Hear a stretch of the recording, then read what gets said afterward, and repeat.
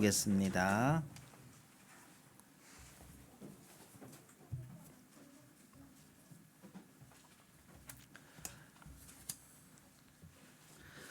고린도후서 3장 1절에서 18절까지 우리 천천히 봉독하도록 하겠습니다.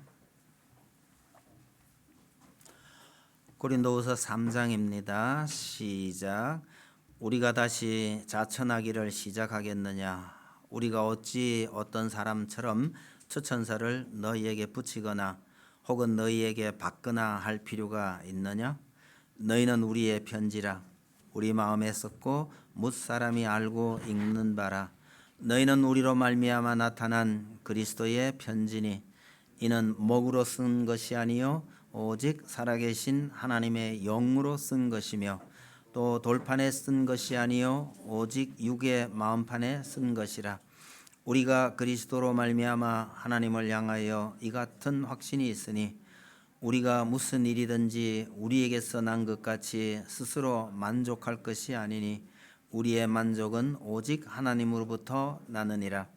그가 또한 우리를 새 언약의 일꾼 되기에 만족하게 하셨으니 율법 조문으로 하지 아니하고 오직 영으로 하매니 율법 조문은 죽이는 것이요 영은 살리는 것이니라.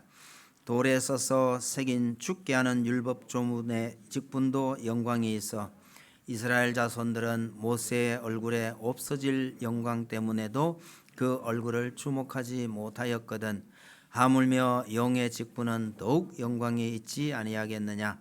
정죄의 직분도 영광이 있은즉 의의 직분은 영광이 더욱 넘치리라.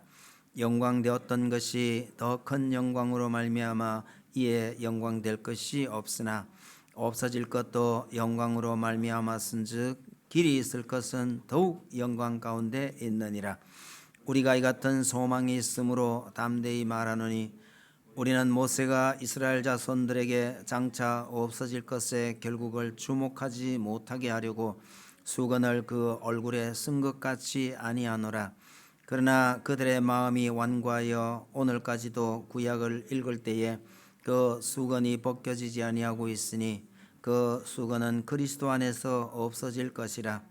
오늘까지 모세의 글을 읽을 때에 수건이 그 마음을 덮었도다. 그러나 언제든지 주께로 돌아가면 그 수건이 벗겨지리라. 주는 영이시니 주의 영이 계신 곳에는 자유가 있느니라.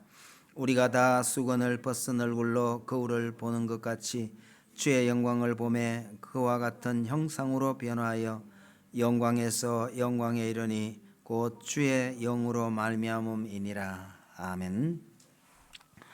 3장의 내용은 우리가 얼마 전에 고린도후서를 공부할 때에 제가 설명을 드린 구절입니다만은 지금 다시 읽어도 선뜻 이해가 잘 되지 않는 부분들이 좀 있습니다.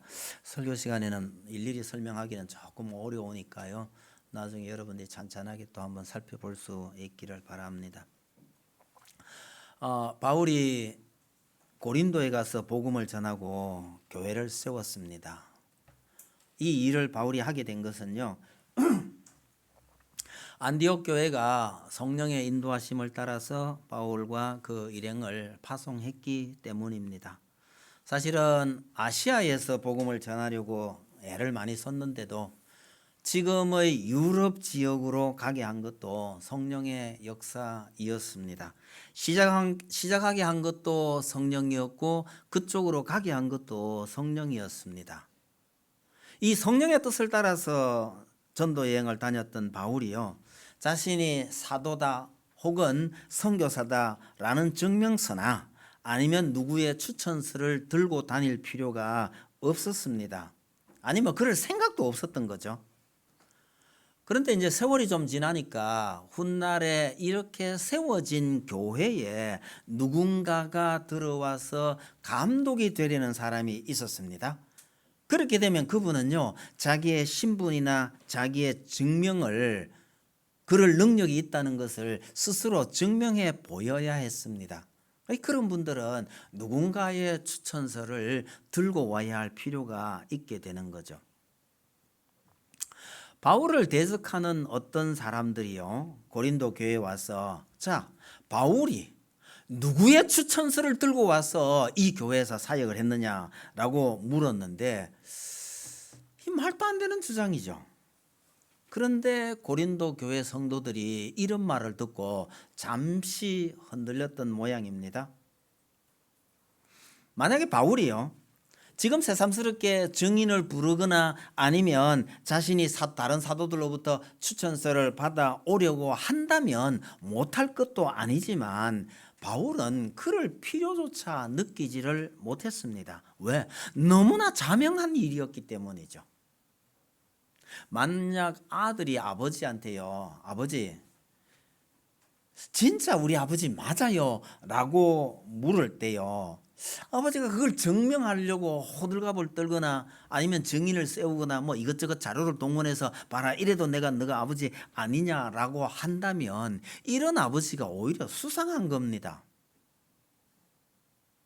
여러분 혹시 아들이 아빠 진짜 아빠 맞아요 이러면 뭐라고 답변하세요?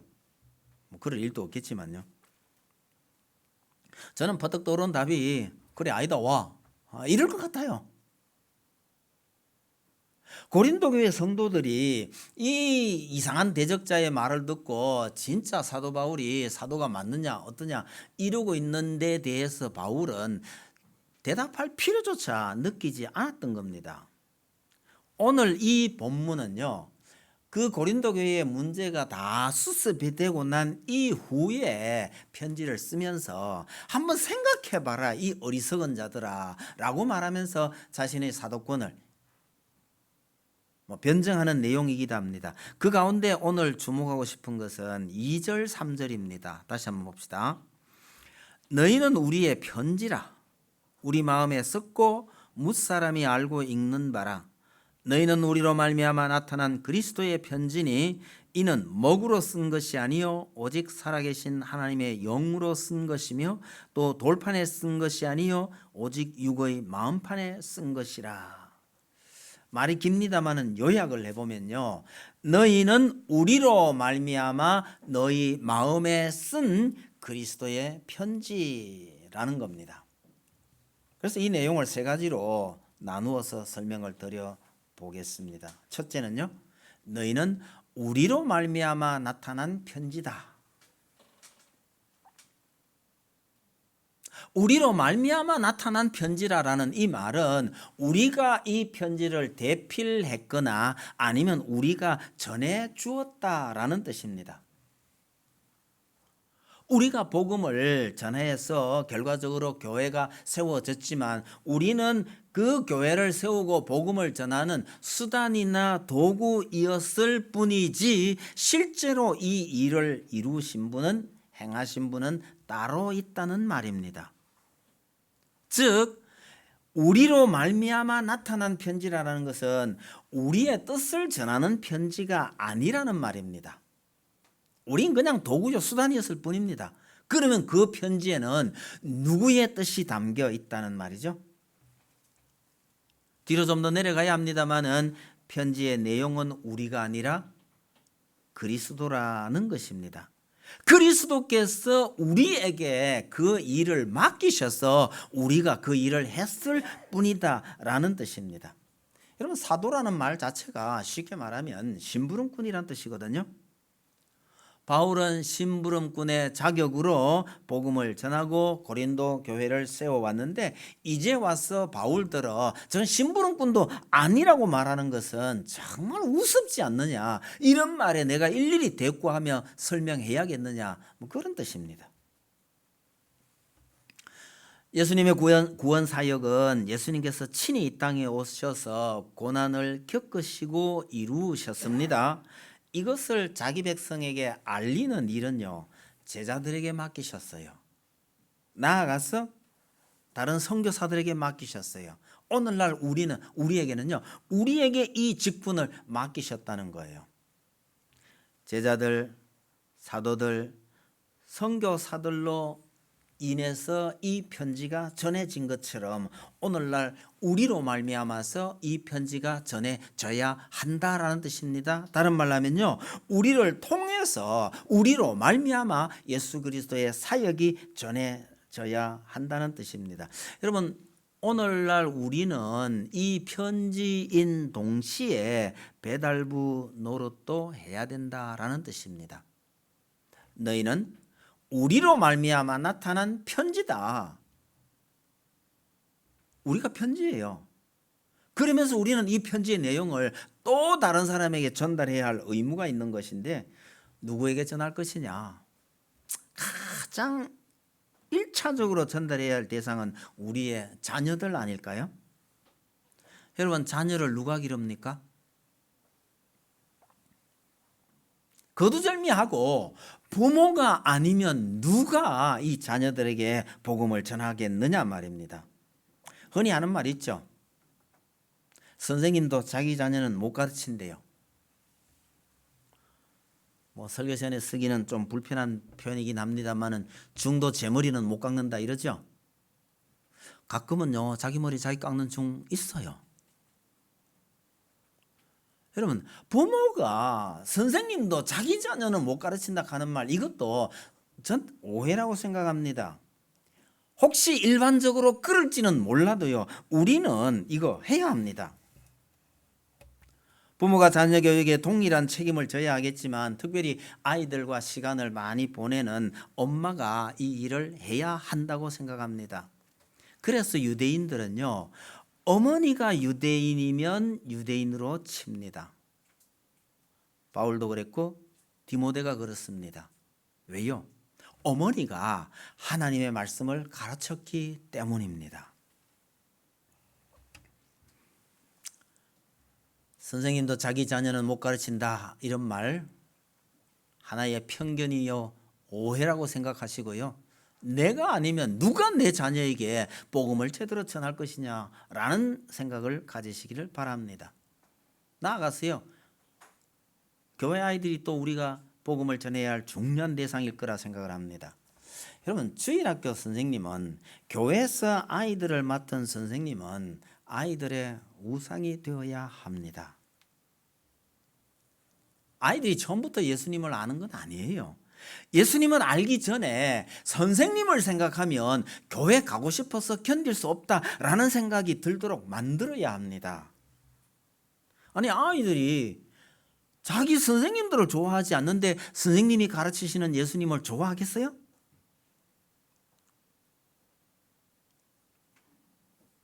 이건 과제입니다.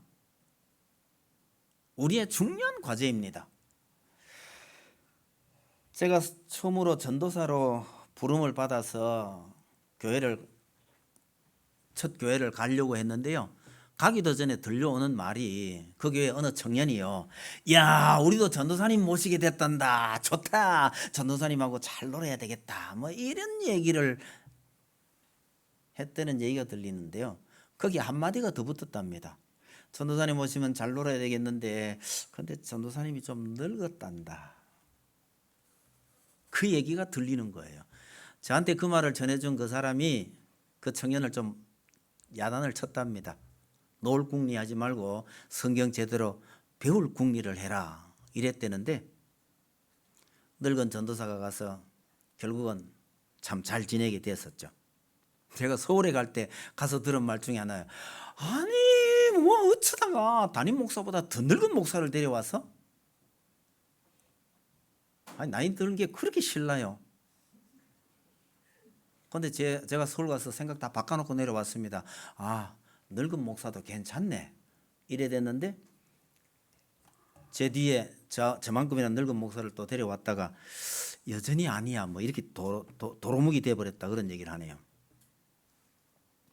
주일학교 설교를 하면서요, 제가 주일학교 이거 어떻게 하나 고민이 돼가지고 주일학교 설교 잘하는 전도사님한테 가서 좀 코치를 받으려고 물었더니 이분이 가잖아요, 아이들이 하는 그 게임 있잖아요, 그거 좀 빨리 좀 배우고, 그 다음에 포켓몬이라고 그러나요, 포켓몬스타라고 그러나요, 그거 포켓몬 그거 이름 다 외우시고요, 이러더라고요. 포켓몬이 일본에서 나온 거라 하는 건 아는데 그 이름 다 외우려면 몇 개나 되나요? 하니까 그때 한 150개 된대요.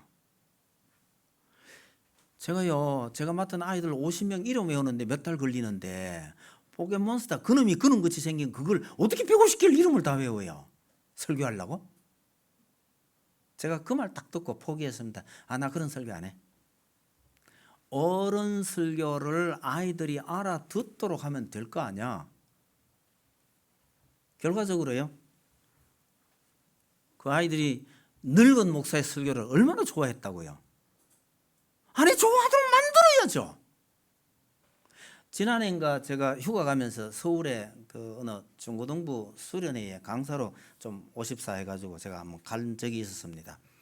저를 잘 아는 분이 불렀지만은 당회에서 모여가 의논을 할 때요, 제 이력서를 보고 중고등부를 맡기에는 좀 늙었지 않느냐 뭐 그런 얘기가 나왔다 그래요. 그 중에 한 분이 보증을 써줘서 제가 갈 수 있게 된 거죠. 나는 그분을 잘 모르는데 그 당회원 중에 한 분이 저를 나름대로 잘 안다고 생각을 했던 모양입니다. 괜찮습니다라고 그 장로 한 분이 보증을 해줘가지고 갔었었는데요. 가서 뭐 저도 은혜가 많이 됐습니다만은 지금도 이런 교회가 있구나 싶어서 많이 놀라기도 하고요. 그 중고등부 아이들 정말 은혜로운 시간을 보내게 됐었는데요. 여러분, 제 얘기를 해서 대단히 죄송합니다만은요, 우리가 교회에서 아이를 맡았거나 아니면 뭐 공부 모임을 만들었거나 할 때요, 정말 무슨 궁리를 써서라도 이들을 사로잡을 수 있을 만큼 애쓰고 노력해야 합니다. 이건 필수예요. 제가 이 말씀을 꼭 드리고 싶은 이유는 뭐냐면, 저도 옛날에 성경 공부한다는 모임에 많이 가 보았었는데요, 대부분의 성경 공부 모임이 너무너무 재미없어요. 왜 재미없는지에 대한 분석이 꼭 따라야 합니다. 그게 재미가 있어야 갈 것이고, 그래야 거기에 말씀이 계속해서 가르쳐질 수 있는 것 아니냐, 그런 얘기입니다. 여러분, 우리가 우리 아이들, 교회 아이들에게 말씀도 전해야 되지만 기본적으로 우리는요, 우리가 접촉하는 우리 다른 성도들, 우리 이웃들, 다른 말로 하면요, 우리가 접할 수 있는 모든 사람이 이 편지를 읽게 해야 합니다.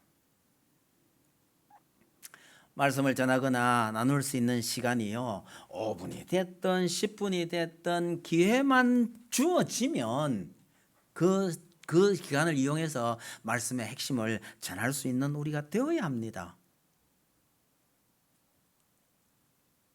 세례 요한은요, 당대의 실력자였습니다. 사람들을 많이 불러 모았습니다. 그렇게 불러 모아가지고 이 사람들을 전부 예수님께로 보내버린 겁니다. 훌륭한 우편 배달부인 셈이죠.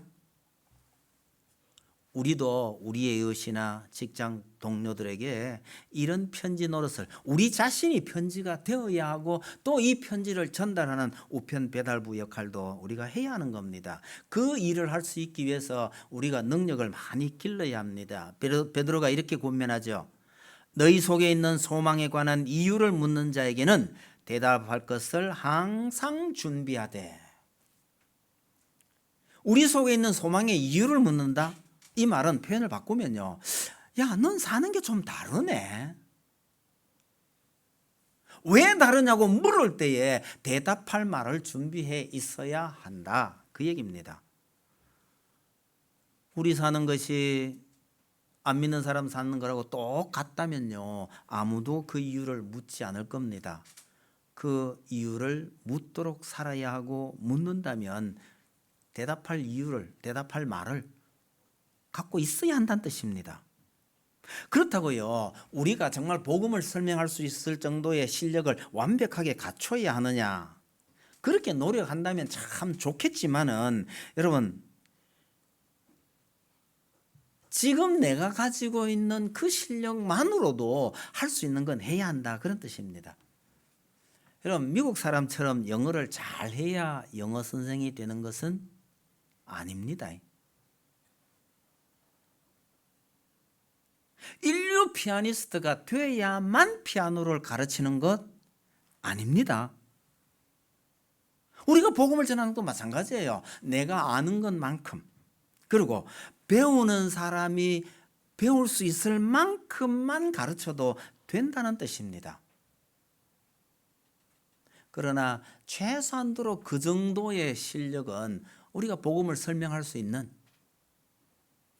기본은 갖춰야 한다는 뜻입니다. 왜요? 우리는요, 우리로 말미암아서 나타난 편지이기 때문에 그렇습니다. 우리가 편지 내용 아니에요. 나로 말미암아서 내게서 편지의 내용이 전달되어야 하기 때문입니다. 그 편지의 내용에 대해서 생각해 보겠습니다. 그러니까 두 번째, 이 편지는요, 그리스도의 편지입니다.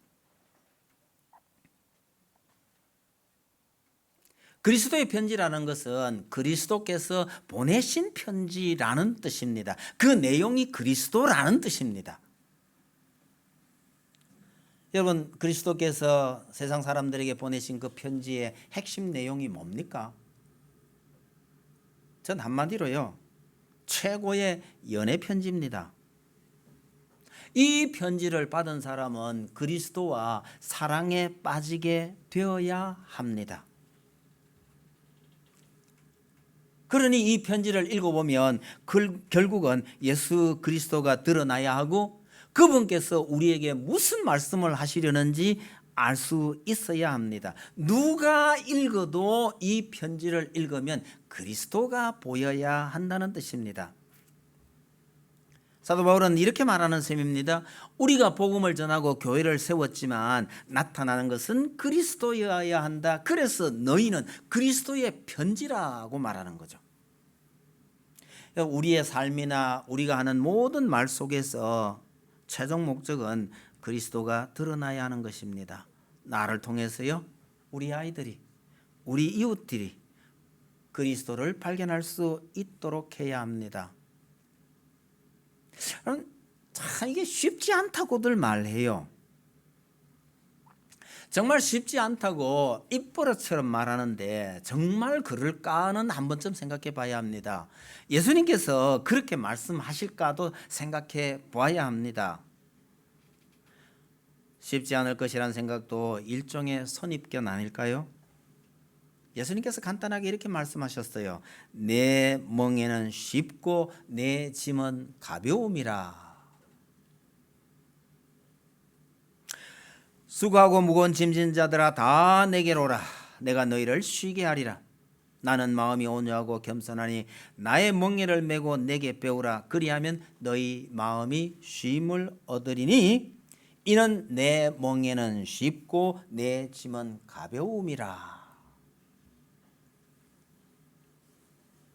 여러분, 예수님께서 친히 쉽고 가볍다고 얘기하고 계셔요.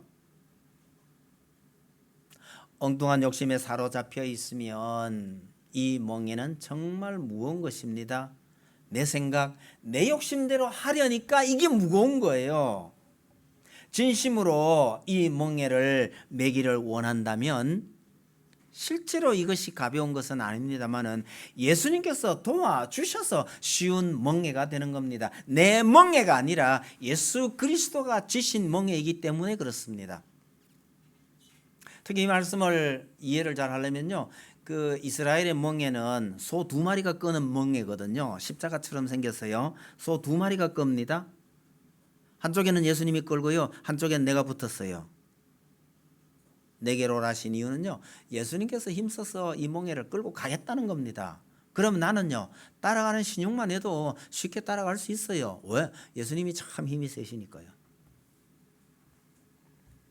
그래서 예수님은 이 짐이 가볍고 쉽다고 말하시는 겁니다. 그러나 현실적으로 인생의 짐을 가볍게 여기는 사람을 혹 보셨나요?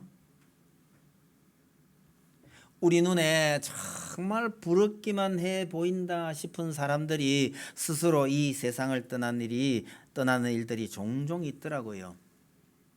아마 우리가 알지 못하는 무거운 짐이 따로 있는 모양이에요. 아무리 능력이 많고 가진 것이 많고 능력이 있어도요, 자기 힘으로 이걸 다 메고 가려고 하면 우리 인생의 짐은 절대로 가볍지 않습니다. 특히 우리 그리스도인들이요, 한 발은 세상에 두고 한 발은 예수님께 걸치는 신용을 하게 되면 인생은 더 무거워집니다. 그렇다고 해서 이 말씀이 속세를 떠나라는 말이 아닙니다. 세상의 모든 일을 버려두고 교회만, 기도원에 들어가서 살라는 말은 아닙니다. 내게 맡겨진 이 일을 하나님께서 기뻐하시는 방법대로 어떻게 감당할 것인지를 늘 고민하라는 뜻입니다.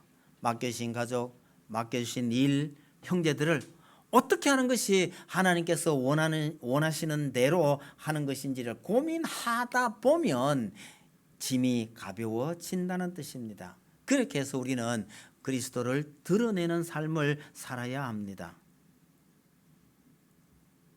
그런데 가끔 이상한 일이 발생을 해요. 연애 편지를 들고 온 우체부 아저씨가 여러분 얼마나 반가운지, 하도 오래된 일이라서 이제 기억도 안 나죠. 그런데요, 아무리 그 우체부가 반갑다고 해도 그 우체부하고 연애하는 일은 있을 수 없잖아요. 요즘은 배달부가 우편 배달을 하는 이 우편 배달부가 주인 행세하는 꼴을 많이 봅니다. 여러분, 목사가 제 아무리 말씀을 잘 전하고 인기를 끈다고 해도 결국은요 이 배달부거든요. 그런데 이 배달부가 주인공이 돼서 온갖 주인 행세를 다 하는 것을 종종 봅니다. 이 우편 배달하시는 분이요, 진짜 오늘날 한국 같은 상황에서는요 잘해도 욕을 먹을 판인데 주인 얼굴에 먹칠을 해대는 이런 형국이 돼 있습니다. 너무너무 안타까운 일입니다. 여러분, 예수 그리스도의 편지를 전해야 하는 우리가 편지의 주인이 돼서 나대는 일은 절대로 없어야 합니다. 아이들을 잘 가르쳐서요 예수님께로 보내야 하는데 이게 자기 똘마니로 만들어 가지고 끌어안고 있는 분들이 가끔 보이는 듯 합니다. 기억하십시다. 모든 성도는요 예수 그리스도의 편지라는 사실입니다. 예수 그리스도가 드러나야 한다는 뜻입니다. 마지막으로 한 가지 더 말씀드립니다. 너희는 마음에 새긴 편지란, 성령으로 마음에 새긴 편지라라고 말합니다. 고린도 교회를 뒤흔들었던 일이 어렵사리 진정이 됐지만 바울은 한번 생각해 보라고 합니다. 내가 과연 그런 추천서가 필요하냐는 거예요. 내가 복음을 전했고 여러분들이 복음을 받아들인 그것이 성령의 역사 아니었더냐 이 말이죠. 그런데 무슨 추천서가 필요하다는 말이냐는 거죠. 여러분과 나 사이는요 누구의 추천서를 통해서 증명해야 되는 그런 사이가 아니라 성령께서 우리의 마음을 감동시키셔서 맺어준 사이가 아니었느냐는 거죠. 이런 마음을 담아서 여러분은 살아계신 하나님의 영으로 마음에 새긴 편지라고 하는 겁니다. 쉬운 말로 하면요 마음과 마음이 통해야 하는 사이라는 거죠. 그런데 이게 그렇게 쉽지 않은가 봐요. 고린도후서 6장에 가보면 바울이 이런 말을 합니다. 바울 일행이 하나님의 일꾼으로 얼마나 수고를 많이 했는지 열거한 후에, 쉽게 말하면요 우리가 너희에게 복음을 전하느라고 이런 어려움들을 다 이겨냈으니 고린도인들이여 너희를 향하여 우리의 입이 열리고 우리의 마음이 넓어졌으니 내가 자녀에게 말하듯 하느니 보답하는 셈 치고 너희도 마음을 넓히라. 그렇게 당부합니다. 우리가 여러분들을 섬기기 위해서 이렇게 고난을 겪었잖아. 그러니 너희도 마음을 조금이라도 넓혀달라. 그렇게 당부하는 걸 보면요 이게 참 쉽지 않은 듯합니다. 그럼 그것이 바울과 고린도 교회 사이만 그런가요? 우리 마음에 새겨진 이 편지가 우리 이웃들이나 우리 형제들에게 전해지려고 하면요 우리가 우리의 마음을 열어야만 합니다. 이게 그리 쉽지 않더라는 거예요. 쉽지 않은 일이니 우리도 우리 형제를 위해서 우리의 마음문을 여는 노력을 해야 한다는 뜻입니다. 성도는 마음과 마음이 닿아야 합니다. 마음이 통해야 이게 통하는 건데요. 가면을 쓰고 사는 것처럼 형제를 대하는 경우가 참 많습니다. 반가운 척, 사랑하는 척 하지만 실제로는 좀 부담스러워요. 잘 아는 사이인 것 같은데 가만히 생각해 보면 실제로는 아는 것이 별로 없어요. 많은 얘기를 나눈 것 같은데 깊은 속마음은 전혀 드러내지를 않았을 경우도 많습니다. 여러분, 우리만 그런 것이 아니고요. 인생이 본래 그런 존재입니다. 거의 대부분 우리 인생들은요, 두꺼운 가면을 쓴 채 살아갑니다. 인생이 그런 존재이기 때문에 정말 하나님 안에서 교제를 중요하게 여기는 우리라면 더 노력해야 된다라는 뜻입니다. 그렇지 않으면요, 우리가 아무리 교제를 중요하다고 말만 해도 그렇게 노력하지 않는다면 우리는 개봉되지 않은 편지일 뿐입니다.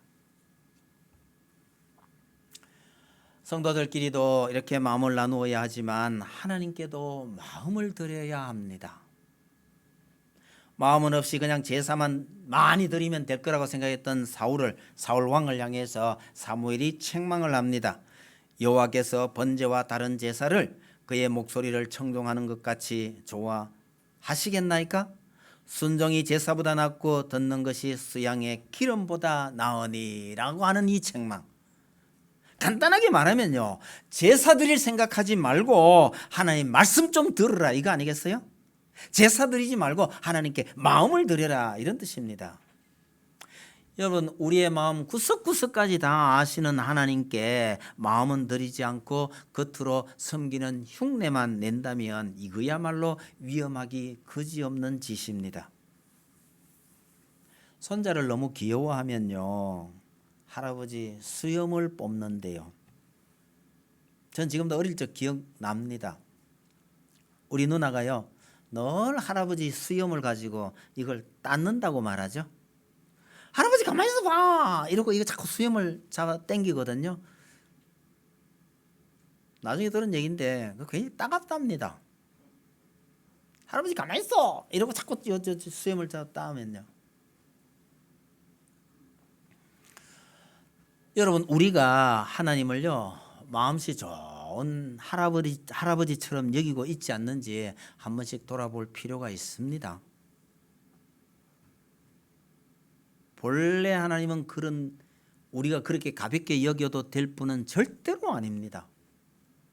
단지 하나님께서 우리를 향해서 그렇게 마음을 열어주셨기에 우리가 정말 편안한 마음으로 하나님을 대할 수 있게 된 것은 너무너무 감사하지만 본래 하나님을 그렇게 가볍게 여겨도 될 분은 절대로 아닙니다. 형식을 중요하게 여기는 것과 마음을 중요하게 여기는 것은 정말 큰 차이가 있습니다. 바울은 이것을요, 율법과 성령의 차이로 설명을 합니다. 율법이란 다른 말로 해서요, 돌에 새긴 계명이고 성령이란 마음에 새긴 복음의 차이로 설명을 합니다. 그래서 돌에 새긴 계명도 영광스러운 것이었지만 마음에 새긴 복음은 더 영광스러운 것이라고 설명을 합니다. 말이 조금 어려워서 제가 이 부분만 설명을 좀 드리겠습니다. 10절 11절 한번 보셔요. 영광되었던 것이 더 큰 영광으로 말미암아 이에 영광될 것이 없으나, 이렇게 돼 있죠. 여기 영광으로 표현된 것은 전부 불로 바꾸면 좋습니다. 앞에 영광은 촛불로 바꾸고요, 뒤에 영광은 태양으로 바꿔보세요. 그러면 10절이 이렇게 되죠. 촛불이 태양이 나타나니까 영광될 것이 없다는 말은요, 별로 빛의 역할을 못하지 않느냐, 이 뜻입니다. 그러면 11절요, 없어질 것도 가는 거는 이거 촛불입니다. 촛불도 영광스러웠지만 길이 있을 것은 가는 건 태양으로 보세요. 태양은 더욱 영광스러운 것 아니냐, 이런 말입니다. 이게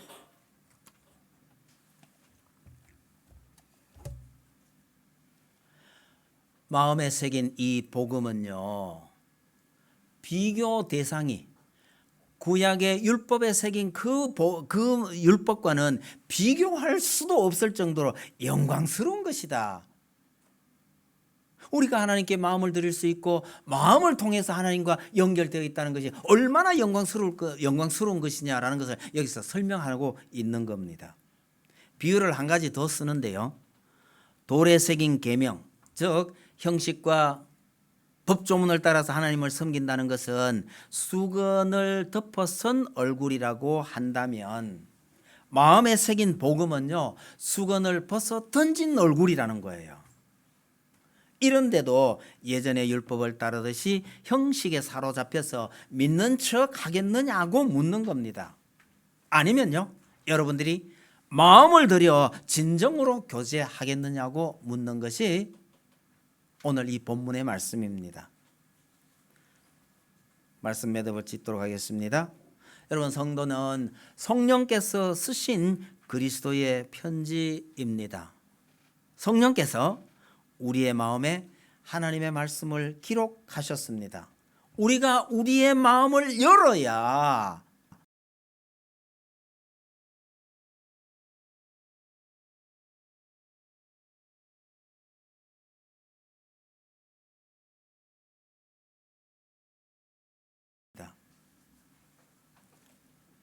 예배를 드리고 교회를 섬기는 이 형식도 사실은 중요합니다.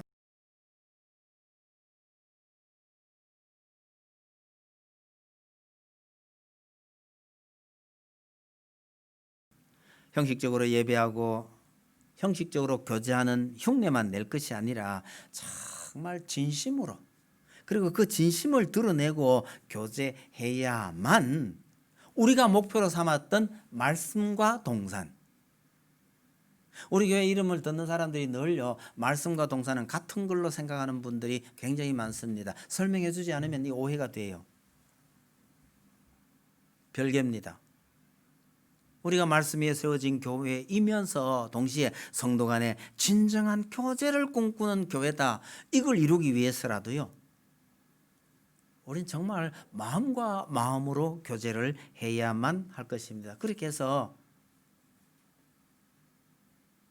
우리가 교회 이름을 말씀 동산으로 정했던 이 꿈을 이루어 나가실 수 있기를 간절히 바랍니다. 찬송 드립시다. 450